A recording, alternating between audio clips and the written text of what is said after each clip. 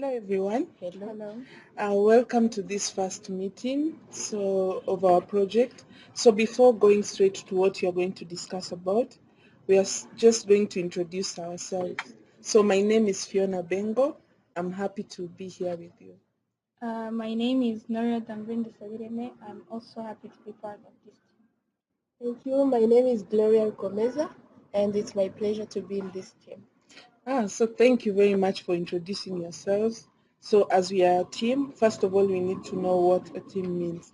So a team is a group of people who come together so that to be able to accomplish a common goal. So today in our objectives, we are going to talk about effective teamwork strategies, and then we'll form some common norms. So those norms will help us to facilitate most of our doings during our when we are working on our projects. So let me just jump over the effective teamwork strategies as you did it in your discussion template. So I would like us just to discuss about them. So Noria, can you please tell us some of the teamwork strategies? Yes. So one of the best strategies that I think can make a team successful is appreciation. So what I mean is like when you are in a team, we need to feel valued and respected. So I think that it's better if when you do something as a team member, every other team member will respect what you did and also value your input. Yeah. And the next strategy that I think is the best is acknowledging each team member's strength. So if maybe I'm able to, like, I can think critically, I think it can be a good input for the team. Or if maybe I'm good at typing faster, I think it can be good. If maybe when we have a meeting, I can participate in typing or maybe take notes so that I can contribute to the team success. Thank you very much. Maybe Gloria, can you just take for us some notes? Yeah, so she's talked about appreciation, right? Yes. And also acknowledging other strengths. Yes. So I think those are good strategies for our team. So proceeding on to Gloria, what do you think are other teamwork strategies? Thank you. I think to add on what Noria said, we can have the strategy of contributing your ideas. When you are working within a team, it's always better to also share out what you think about what the team is discussing about. So contributing your idea can help a team to succeed, as everyone will be able to share out about what you think. And another one can be about being considerate of each other. This means that we need to show respect to one another and also be patient to one another. Maybe I can suggest an idea that you don't like, but for the time you are patient about it, you are going to learn more from it, and also we can see if we can change it from what we can discuss as a team. I think also those two ones can work better. Yeah, those are good teamwork strategies. I also have some additions. So there is one which is saying we should have a process of resolving conflicts. So as a team, there might be some conflicts which might come up. Maybe we can decide to form maybe a process, like something to guide us when maybe a conflict comes up. So I think when we will be able to form that, then our process of resolving conflict will be okay. So the other one is creation of an agenda before the meeting. Yeah. So by this one, it will help all of the team members to be prepared. So the one who is going to facilitate the meeting will have to share first of all the agenda so that a team member can come being ready, knowing that this is what one is going to talk about.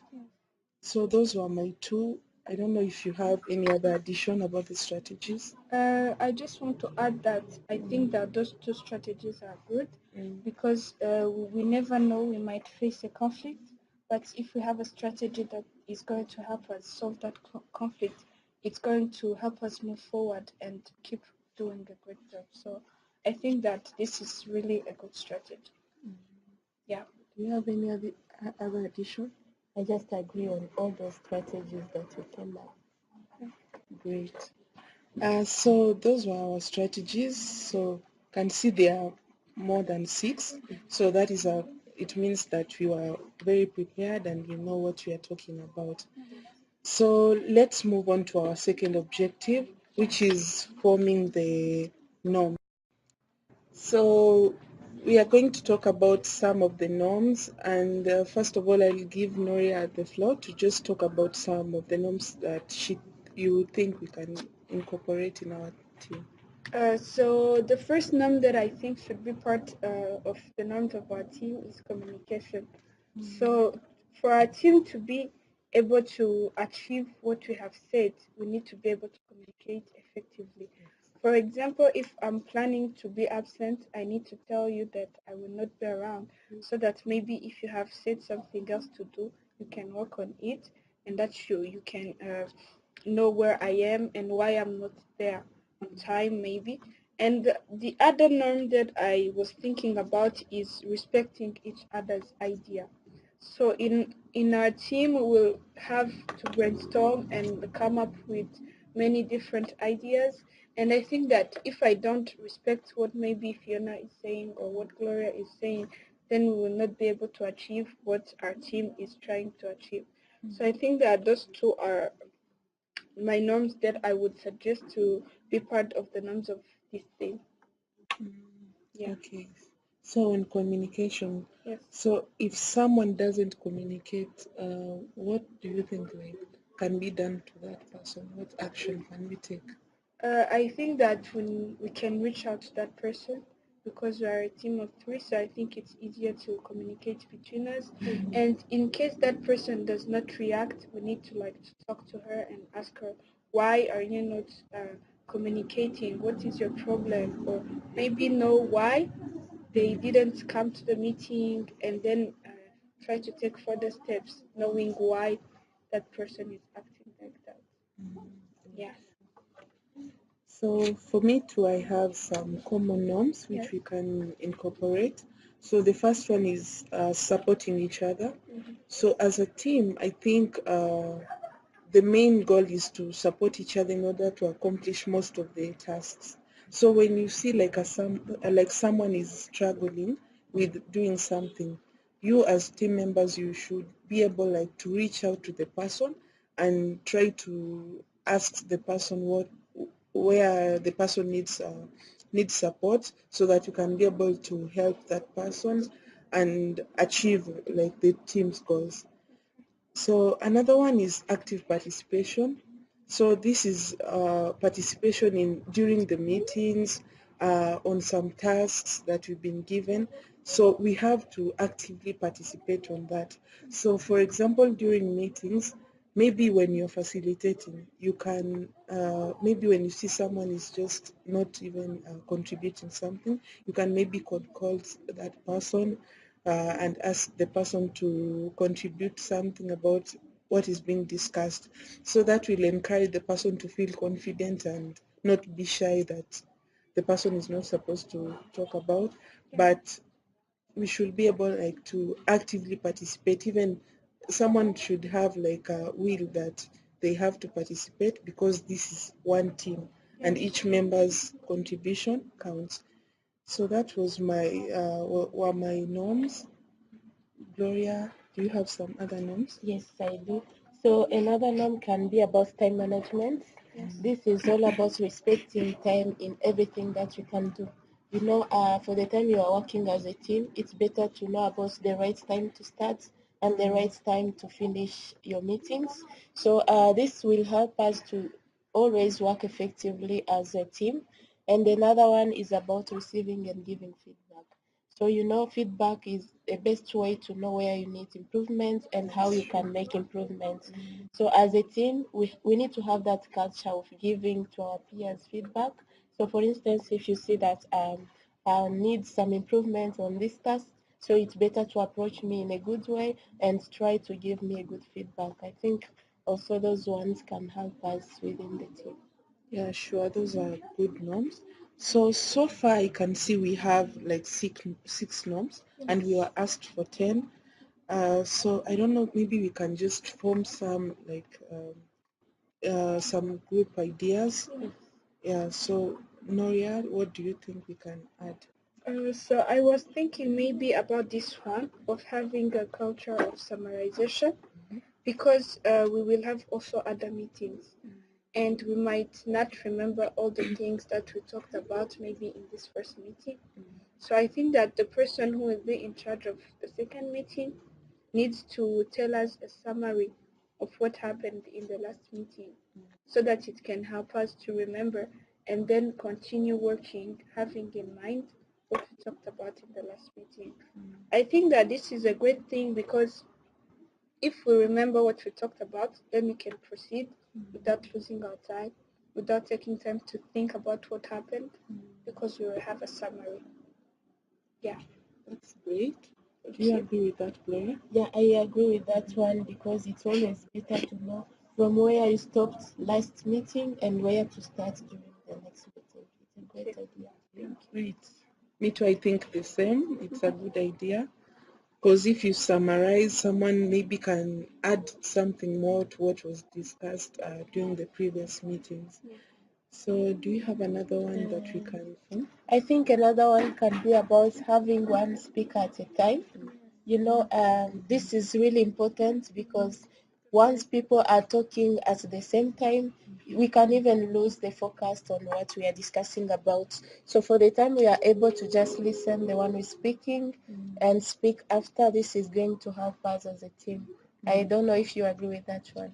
Yeah, I think that this is a good idea because if we can give each of us the time to express themselves, we will manage our time very well, and each one of us will give their ideas, and that like we will be able to provide feedback to one another, like in a polite way.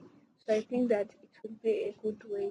Yeah, in addition to that, I agree also with that norm that you've suggested, because when one speaker at a time maybe speaks, someone is able to understand what is being talked about and capture every point that is being said by different team members. Yeah. So this can really work for us. So I was suggesting another one, which is planning prior to the meeting. Yes. So by this I mean that both the facilitator and the other team members need to plan before the meeting. So by this, the facilitator, as I said earlier, maybe the facilitator can give out some agenda. So the agenda can help the other team members to maybe plan to prepare what it's going to be discussed. Yeah. So everyone should be able to plan. Like maybe if you think there is something which is going to prevent you from not attending the meeting, you have maybe to inform other people, and then they can find a way forward. So that was it. I don't know if anyone has another one. Yeah, I have another one, which is about asking questions. So, because we might have different understandings of what we are working on, I think that we should develop a culture of asking questions so that we can be on the same line and understand the things in the same way. For example, if for this project that we're working on, when it comes to norms, we need to understand how those norms are going to be effective in our team. So maybe if I don't understand the norm that you have maybe suggested, I need to ask you questions, and so that I can have a better understanding and keep moving forward, having the same point of view on one thing. So I think that this can be a really good norm to include. Mm. Yeah. Yeah, in addition to that, also, we should not only ask questions, but the questions should be relevant to what is being discussed. Because when you bring irrelevant things, it will be sort of you are out of the topic, which will consume a lot of the time that we are using. So the questions that should be asked should be relevant to the topics that are being discussed on the day. But also, I think the questions should be asked in polite way because we need to respect each other, and this can help someone who's asking to get a good answer from the other person. Yeah, sure. I So, think I think it's good like to have questions, but to make sure they are relevant and they are asked in a polite way. Yeah, definitely. yeah, so I can see these norms will be really good for our team, and it will really guide us, because I've seen we have 10 norms already. Yeah. So maybe if I can just go through them so that you can be familiar with them. Yeah. So the first one was time management, Mm-hmm. in which was given by Gloria, Yes. and also giving and receiving feedback. Another one is communication, respecting each other's ideas. The other one is supporting each other. Gloria, you have them, you've written them. And then active participation also. Then the culture of summarization, one speaker at a time. And then planning prior to the meeting. So, and then lastly we have asking relevant and polite questions. Yes. I don't know if I've talked about all of them. Yeah, you covered all of them. Yeah, I think that's it. Yeah. So that was what we are supposed to discuss. I really appreciate how your contribution on the norms and also the strategies that can guide us as a team. So I think we are coming at the end of the meeting. I don't know if anyone has something to say before we end the meeting. So I think we need to know maybe who will be facilitating the next meeting so that she can plan ahead and for us to be ready before the meeting. So thank you so much. I will be the one to facilitate our next meeting. So I'm going to share with you the meeting agenda and also about the time that we are going to start and the time that we will end. I hope you will receive it by the end of today. Thank you. Yeah. Thank you. So it was nice talking to you guys. I really hope we will achieve more from this team. So that was the end of our meeting. So have a nice day, all of you. Thank you so much. Have a nice day Have a too. nice day too.